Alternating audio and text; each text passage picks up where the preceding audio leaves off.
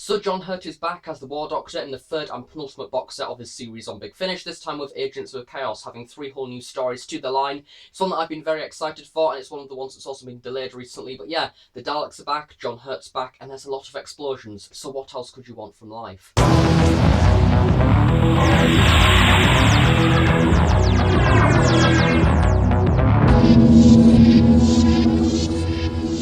First off, as a little bit of admin surrounding this release, because there has been a few problems with the release itself, along with my actual review of the series as well. There's been a lot of problems going on, but yeah, I will update you all on that now. Basically, what's happened with this release, if you've watched my Doom Coalition review, you will know that this release was in fact intended for last month in September. It was going to come out then, but due to some CD errors, it didn't come out, and Doom Coalition got brought forward, so we had the 2 releases essentially just swapped around. Both of them are out now, so if you've been looking forward to Doom Coalition or the War Doctor Agents of Chaos, both of them are out now for £20 on the Big Finish website.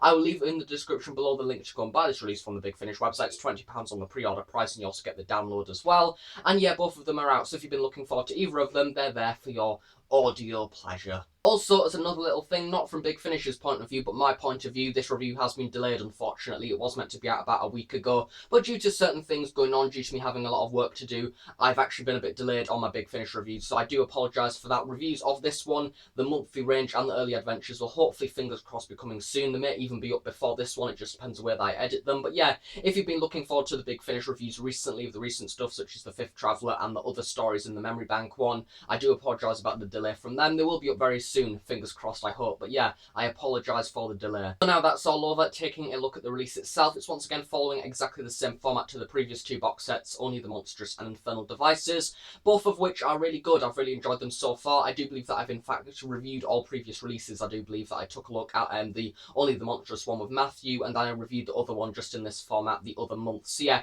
if you want to check out my previous reviews of them, I would recommend doing that. But if you're here for the 3rd box set, you're in the right place. But yeah, they're following exactly the same format of the previous ones, where I have 3 whole new stories to the line, but in a way they're not 3 stories, because they are, in an extent, because they are in a completely different setting for each one, and all 3 of them are written by different writers technically. But with this box set, there does tend to be a bit of an overarching theme of all of them. It's a little bit like Doom Coalition, the way that we have this overarching plot arc, but the thing with Doom Coalition 3 was it was essentially a whole 4-hour part story split across 4 writers. This one is sort of similar to that, where we have our overarching plot theme, but all of the stories are written by different people, and each story has sort of something that separates it from itself, so it's nice to have that, a bit of varying stuff in there. But yeah, you'll probably know that if you've seen the previous releases on this box set. It's been very consistent so far. That's the one way that I can sum up this box set. Very consistent along with the other ones as well. So getting straight into it, the first episode is The Shadow of Vortex, written by David Llewellyn. Now this one is one of the ones that really got me interested in this box set. I knew that I would be getting it anyway, because of course the War Doctor is brilliant on Big Finish, but yeah, this one is one of those ones that is going to stand out for this line, because it's definitely different from all the others, and I'm pretty confident to say that it's going to be the only one in the whole quadrilogy of stories that's in fact going to be set on Earth, which that alone is very interesting, even though that may not sound interesting to you. But as this is in the War Doctor era, we never really have the War Doctor coming to Earth, except in the Day of the Doctor, due to the Time War and things like that. So overall, this one has something special of its own that the other stories don't have, so for that reason alone, this release is quite special. Going through the cast for this story, of course, I have the War Doctor, played by John Hurt. He's absolutely brilliant as always. We also have Jacqueline Pearce playing Cardinal Illustra, who's been in the previous 2 box sets as well. She's absolutely brilliant. I love her in this box set. She's in all 3 of the stories, and I'd arguably say she has a much bigger role than she's ever had in the previous box sets before, so if you enjoyed her character, this one's a good box set for that. We also have Neve McIntosh, who we also may know as Madame Vastra. She also plays somebody called Lara, who is a very interesting part of this story. And then we also have Honeysuckle Weeks playing Helena, who is also a person that is in all 3 of the stories, and she's sort of the right-hand man kind of technician woman person for Cardinal Illustra. But yeah, she's an interesting one. And then we have a few other people as well in there as well, such as Nicholas Briggs, of course, who plays the Daleks, as well as the Dalek Time Strategist, which is somebody who I didn't really go into this release thinking is going to be a highlight of the box set, because hey, it's just another Dalek. But this Dalek is absolutely brilliant. I must say that this box set has an overarching theme of making the Daleks sound absolutely absolutely amazing. Just recently I watched The Magician's Apprentice, and now I've listened to this one. There's something completely different about the Dalek voices, and Nicholas Briggs absolutely nails it, especially with the Dalek Time Strategist, because if you're familiar with the Dark Eyes line and the Dalek Time Controller, you'll probably know that that Dalek is sort of very humanoid. It has very sort of ideas in there. It has an opinion about stuff. And this Dalek particularly has some absolutely brilliant speeches throughout this box set, and he's pretty ruthless as well. So yeah, this Dalek's very interesting. I do really like him. It's similar to the one in Dark Eyes, as I say, so if you've listened to that one, you probably know what to expect, but this Dalek just sounds absolutely stunning, and I want him in more stuff. I'm pretty confident it's going to be in the next box set. I'm very surprised that a story like this has actually took quite a long time to surface. I don't believe in Doctor Who history we've ever had one of these ones that has been very ironic at the same time, because the Daleks are always referred to as the Nazis of Doctor Who, because Genesis of the Daleks has a lot of references, a lot of overarching themes of certain times in German history, of course, that you'll probably all know about. But yeah, this episode takes that sort of a step further in a way, where we have the Daleks coming to East Germany, which has been something that I probably would have expected Terry Nation to do at some point, but never got round to. But yeah, as basically we have this breach in the quantum lock, which is something that is used to sort of keep Earth safe from the Time War. This Dalek time agent manages to sort of break through and go down to Earth, and the War Doctor, of course, needs to follow as he gets put on this mission by Cardinal Elistra to go and find out what the hell she's doing. And that's, which once again, straight away in this story, we're getting straight into why it's called Agents of Chaos. There is an overarching theme in this series of betrayal, agents, and things like that. And it's something very interesting. And this story alone, I think, sort of has some of that in there. And it's really nice to see, actually. It's a very good opening story to the box set. Zanis has been sent to Earth to create this thing called the Isotron, which sounds like something from the Avengers, but yeah, it's basically this weapon. She has the blueprints for it, and she needs to create it in order to bring the Daleks to Earth through the quantum lock and things like that. And their idea is what they're going to do is blow up Earth. You know, that's original, isn't it? But yeah, and the Daleks want to blow up Earth in order, this is something new, in order to kill absolutely everybody in the future that will potentially save the Doctor's life. So that would probably include people like the Brigadier, Sarah Jane, basically absolutely everybody. That the Doctor basically becomes something that survives because of other people helping him, but because they don't exist, he's basically dead multiple times over and over again, rendering him non-existent basically in order for the Daleks to win the Time War. So that part of it is something very interesting and very new. I do really like that. But yeah, the general overarching theme for this story is very interesting, I think, and the way that we have the War Doctor introduced to the box set, where we have him sort of being questioned by this like German person, it was very interesting that they did that, and I like the way that he sort of had a very miserable attitude going on. There's a few very likeable scenes in there as well. I think the balance between sort of angry old man and John Hurt has been very well done in this, because he could very easily be one of those Doctors that is horrible to absolutely everything, a little bit like the Unbound Doctor, which I can remember was something that I said about in that review, where the Unbound Doctor is one of those ones that can be disliked in parts, but there is a part of him as well where he has that twinkle, where he basically is someone that you also like as well, and that's something very much in the War Doctor, I think. And once again, it's like, I like to think that the War Doctor is something sort of a parallel in a way of the Unbound Doctor, because they are sort of quite similar. At the end of this story, something happens that changes the whole future of this box set, and I really like it because it's something that I've been waiting for quite a while, and to be honest, it was something that I sort of expected in Infernal Devices, and it's nice to finally see this Doctor coming along that I can sort of reminisce to more that we've seen in The Day of the Doctor, and I think that that's something very interesting from what they've done. Basically what happens is Lara Zanis is the Dalek time agent. She's going around trying to kill the Doctor, gets the TARDIS and lands it on top of itself in order to create the time when Lara actually activated the machine, so that Isotron and Lara are in exactly the same place at the same time, meaning that eventually sort of time will explode pretty much, and one of the only timelines will be remaining, and because the one with her in at the very end is the more prominent one, basically will overpower the one from before, deactivating the machine, basically killing Lara. Doctor doesn't really care about it, but the time strategist is basically, he's very shocked by what happens, I think. There's a very interesting scene where he basically goes at the end of the story, well, you've just basically broke a lot of rules from your own people, and yeah, you're a bit mad in the head. That was the Dark Time Strategist, although he didn't use those exact words. But yeah, although he was a little bit unfazed as well, and I think that's sort of how the Time Wars affected him, because there is several parts in the story where people could die, where he doesn't particularly care, and yeah, I really like that, because it's something that I could imagine the War Doctor doing, and it's once again something that I could imagine by the end of this box set, bearing in mind technically his last adventure is The Day of the Doctor, as he does regenerate at the end of that. I'm guessing that this is sort of running up to The Day of the Doctor in a way. Next episode of the box set is The Eternity Cage, which is one of those ones I was sort of interested by, although it sort of slipped under my radar a little bit. This is the middle one of the box set, and sort of where we kick back into normal Time War mode in a way, where we have sort of another alien planet after the previous episode being set on Earth. Basically, this episode is set on a planet that has a lot of Sontarans on, and we have a very interesting part of the story at the very beginning, where we find out at the very end of the first episode where Cardinal Lystra in fact gets kidnapped by these people. And we expect it to be the Daleks because basically they wanted to provide this information to the Cardinal about what the Daleks' next move would be. So then she goes with her sort of agent person to go and see what was going on, and then she gets kidnapped because of course she does, because it's the Time War and it was very obvious. But yeah, but those people were in fact the Sontarans. Shock horror. And basically what they want to do is enter the Time War because of course they are a race that is obsessed with war. This episode is also a little bit of a sequel to the previous one, where they had the Sontarans in, being the Sontaran Ordeal that was seen in the classic Doctor's New Monsters box set. The story is pretty much the best I've ever seen the Sontarans on Big Finish so far, especially for the new series Sontarans, because they are done very well. I love the way that they're using Time Lord technology to pretty much absolutely kick the Daleks' backside, because that is what they do. The Daleks, of course, want Cardinal Lystra, because of course they do, because they can do a massive amount of stuff with a Cardinal, especially just any Time Lord, really. But yeah, the Doctor also wants Cardinal Lystra back, so he basically goes with Helena, Cardinal Lystra, on this one planet, and the two different sides wanting the Cardinal. And then the Daleks do in fact invade this planet, expecting the Sontarans to pretty much be gone like that. General Fesk, the leader of the Sontarans, basically comes over this radar in order to sort of arrange a deal, an alliance with the Daleks to get them into the Time War. And then of course we expect the Daleks to come down off their ship. The Commander Fesk is there. He dies along with the rest of the Sontarans, but no, Sontarans are in fact prepared for this, and they use Time Lord technology in order to blow up the Dark Time Strategist guards that are next to him and leave him sort of unarmed. The Sontarans basically walk up to the Dark Time Strategist, take off his manipulator arm and gun. They physically disconnect it when he's sort of unweaponized and everything like that. They do next, they basically put him in a cage with Cardinal Lystra so they can have a delightful conversation, which is something that I've wanted to see for a very long time. Basically a Time Lord and a Dalek locked in a cell.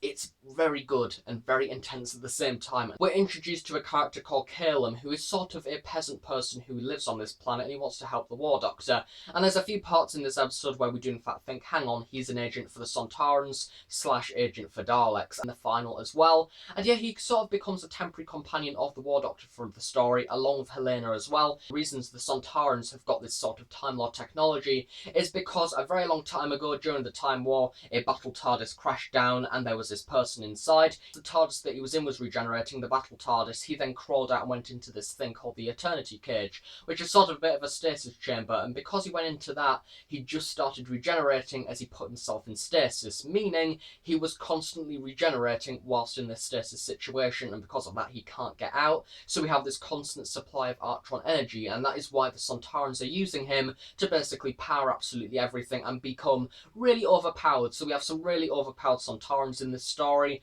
and yeah, it's a very interesting thing. I don't know if it's been done before. I'm surprised that it's not been done before, and it's also very dark at the same time because we're introduced to the character of the battle TARDIS sort of victim that is in fact being trapped in this regeneration mode, and we have the Doctor sympathising for him as well, which is very interesting to see. And overall, it's a very sort of emotional and sympathetic part of the story. Moving on to the very end of the story now, there is a bit of a twist that, not going to lie, I wasn't actually expecting to happen. Basically, this is a spoiler by the way, so if you don't want to know, it will probably ruin the story for you. I didn't see it coming, but it's a very good twist. Basically, you know how I was saying that this box set is of course called Agents of Chaos? Well, we in fact had a double agent all along in the character of Helena, who is in fact the technician person, who I didn't expect at all because she seems really innocent to start with.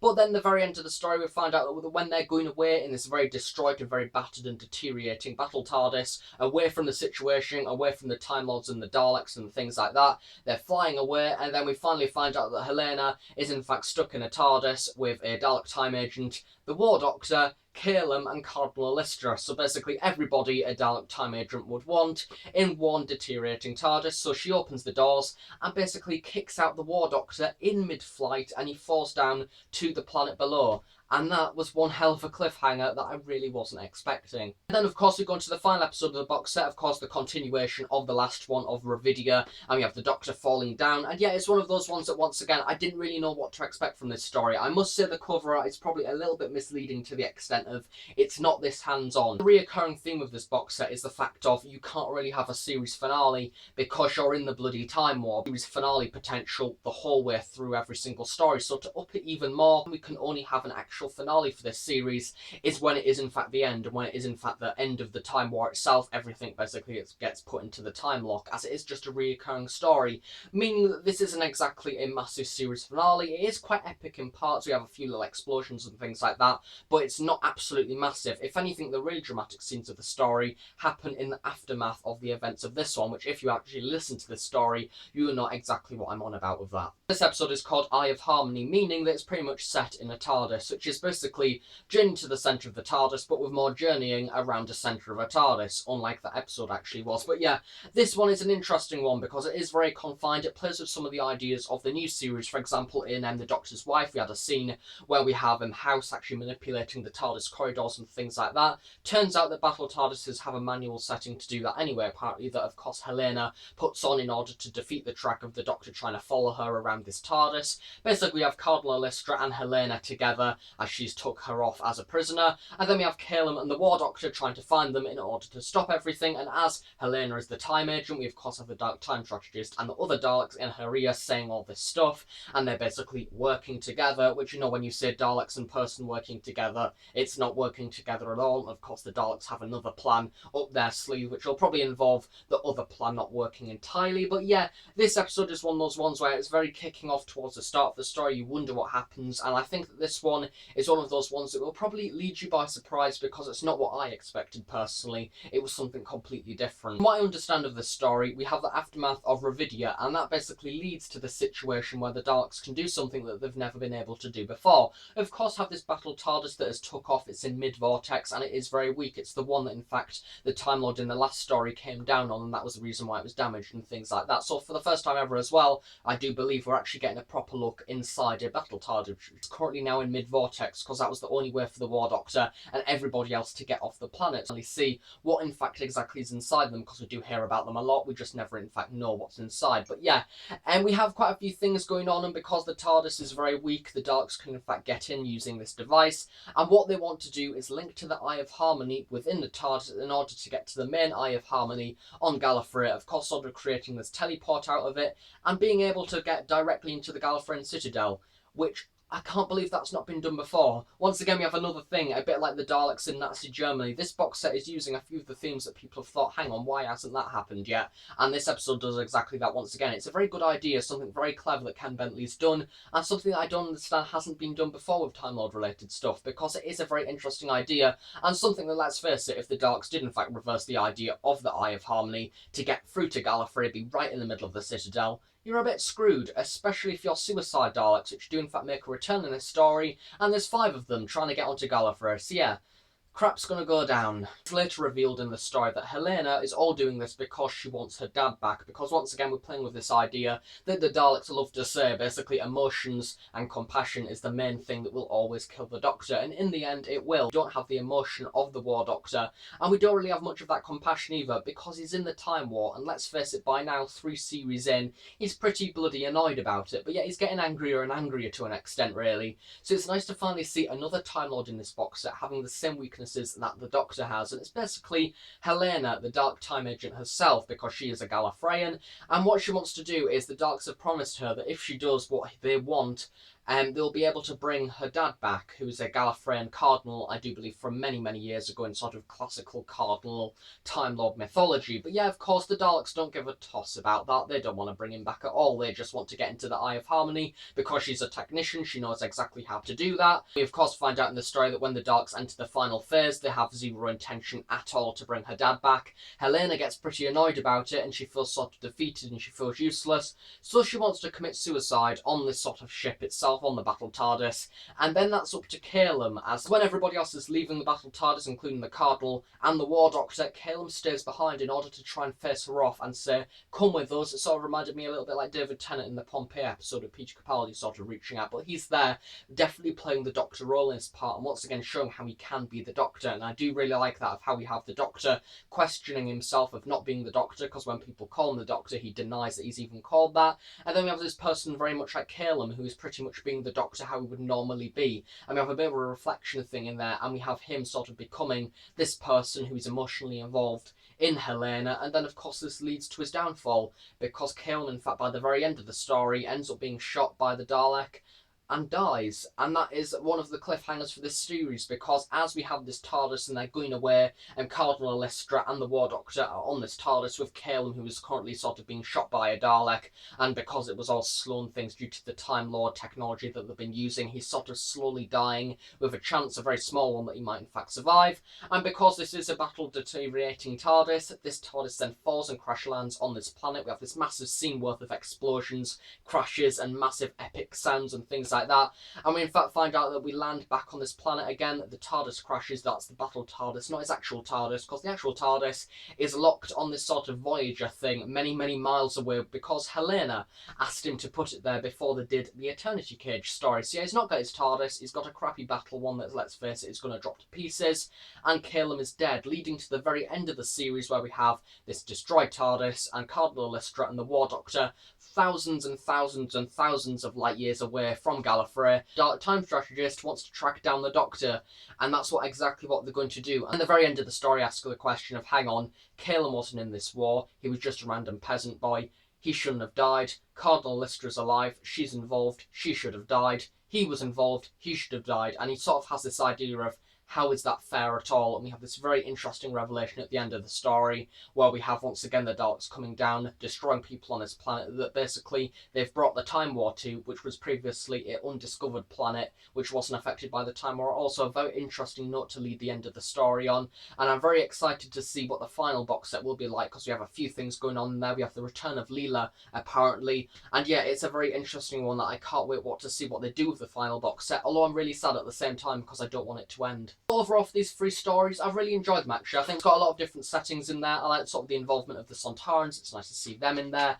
bringing another race into the Time War that we previously knew tried to be a part of the Time War. The Daleks are absolutely brilliant in all 3 of these stories. Seriously, they sounded brilliant, their aims were brilliant, and generally they felt like a threat. A lot more of the Time War that is unexplained, and a lot more that could be delved into, but they don't want to do that because it's the Time War and it is shrouded in mystery. So I do think that if they do decide to completely end it, although it will be closure, I think that might be a little bit of a risky idea. But generally overall for this box set, it's been very enjoyable. I've loved all 3 of these stories. As I say, it's on Big Finish at the moment for £20. So if you've enjoyed the previous releases, I highly recommend this one, especially for 20 quid as well. In the description below, I will leave a link to go and buy this release from the Big Finish website, and the trailer is also on there as well. So if you're interested from what I've said, go and listen to the trailer, and especially go and listen to it alone for the Dark Time Strategist, because he sounds absolutely amazing. But yeah, that's that. I'm happy now because it's a bloody good box set and definitely worth the delay as well. Thanks for watching this video. If you enjoyed it, please do give it a big like and please subscribe if you're not already. If you have any questions, please do leave them below and I'll be sure to answer them at some point in the near future.